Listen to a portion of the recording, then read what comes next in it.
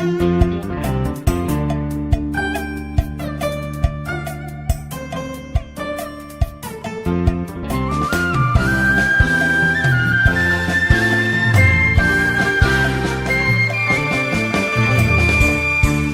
bồ câu đang bay về hướng,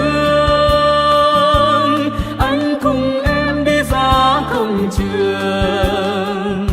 Gió lộng trời xanh chim hót hoa đưa hương, với cả tình ta nâng bước ta lên đường. Như ngày qua em ở Hậu Phương, như ngày qua anh nơi chiến trường, đã hẹn cùng nhau thế giữ lấy quê hương, cho ngày hôm nay vai sánh vai trên công trường.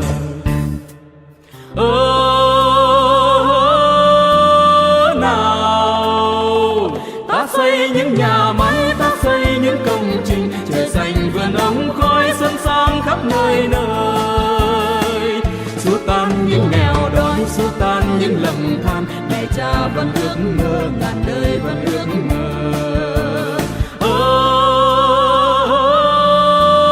Dù nắng mưa vẫn bền chí, gió sương vẫn vững lòng, tình yêu đang rẽ sóng đi tô thắm non sông. Nhớ ghi mãi lời bác, trái tim mãi hồng tươi, đẹp thay những lứa đôi vì quê hương mến yêu.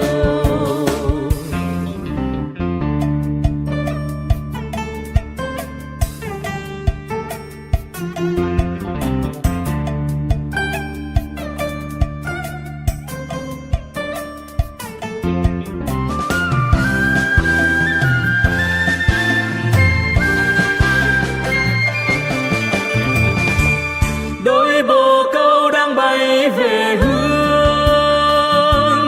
anh cùng em đi ra công trường. Gió lộng trời xanh chim hót hoa đưa hương, với cả tình ta nâng bước ta lên đường.